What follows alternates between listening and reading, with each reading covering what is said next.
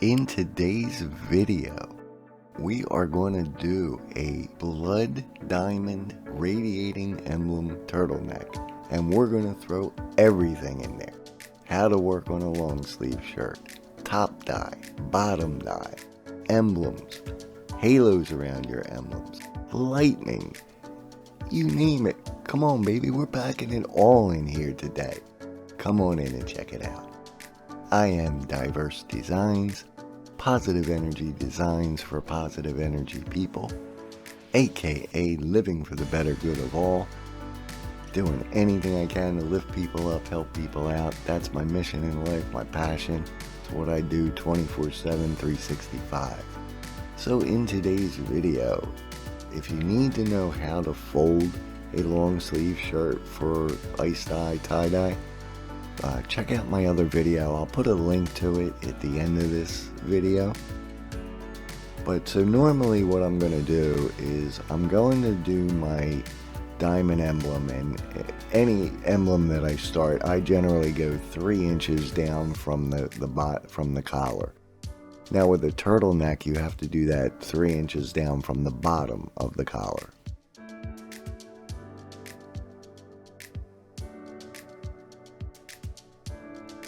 Now in this case, I decided to go down 6 inches, a little bit bigger than I normally do. I normally do them either 4 inches or 4.5 inches to 5 inches. Just wanted to see how far we can really push the emblem and keep it looking good. And then you always mark a center point. From that center point, I'm going to take my ruler and I'm going to make sure that the flat edge of my ruler is matched up with the flat edge of the shirt, so that I know I'm going straight out. And I want to measure out about 2/3 of the distance from one end to a center point. So if that was 3 inches, we're going to do about 2.25 inches in. I don't want it to be as wide as it is high. And then I'm just going to connect the dots.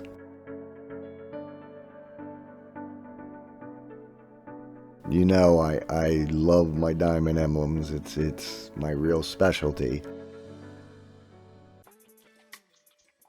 I actually have an ultimate diamond emblem video out there, which is really what you should check out prior to doing this particular section, because I realize my hand is in the way most of the time. I apologize. So then you're going to take your index finger once you get to the end of one line. Use your index finger to hold it, and you'll pivot the shirt around to do the next line. Make sure and keep your edges nice and straight, matched up. Now you'll find that that's going to, give you extra cloth right there where I'm working. You really want to develop and work those folds. Really critical to radiating this glow or halo effect.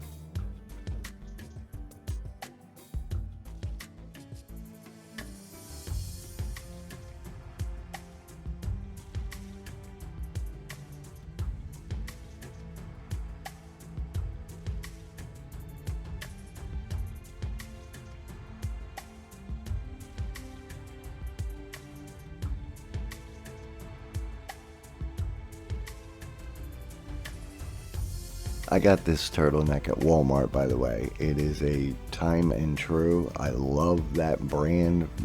It's a Walmart brand. Absolutely spectacular.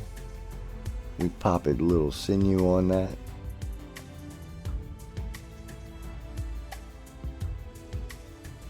So now, only for a short space, around maybe 1 inch, 2 inches, 3 inches at the max, you want to keep working those radiating folds, continuing those fans all the way around the bottom of that emblem.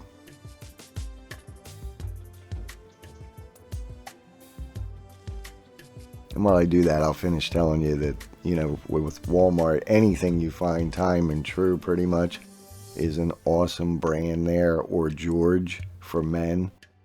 There is a great brand. They're really soft, comfortable shirts, always really reasonably priced. Now what you saw me do just there is I tied a second tie about 3/4 of an inch wide beneath that. Now for the turtleneck, you got to remember you're going to be folding half of this down. So you're not going to really need to worry at all about the bottom half of the shirt. You're really only going to need to worry about the top half. So I'm going to try, well, I know that's not going to work. Nah. As I learned in my last video, if it's not right, start it over from scratch, because it'll always show in the end result. You'll always get something that disappoints you. So I decided to go straight across with those fan folds. Now there's your shoulder. You want to try to do something, cool in there, and make sure you know where you are in the shirt when you're putting the dye on. And you can do an emblem there if you want, like turning it one way or another way. I just kind of turned it a little one way and a little the other way and kind of scrunched it in. But I want to make sure to lay my dye kind of across that section, from where the bottom of the turtleneck is, across that shoulder to where the sleeve starts to go down the top part of your arm. And then I'm going to just start doing some little scrunches. Always stretch your material out when you stretch one little section and you go to your next section. Always kind of use your fingers to stretch that next section out a little bit.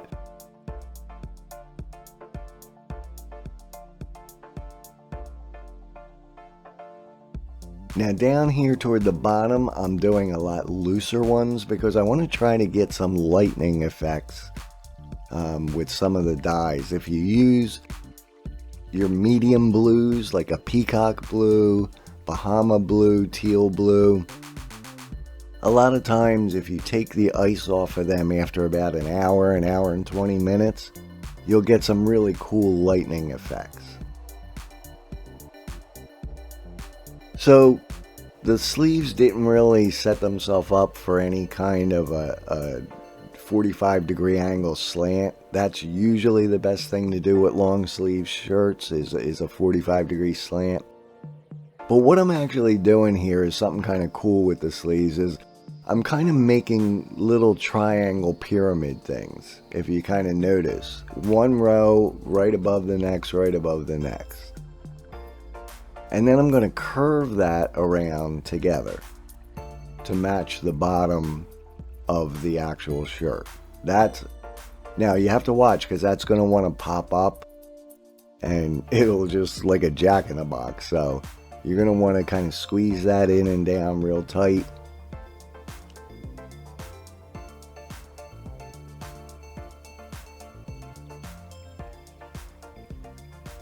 I don't know what that hand motion was for, folks, so I apologize that my color commentary can't explain that.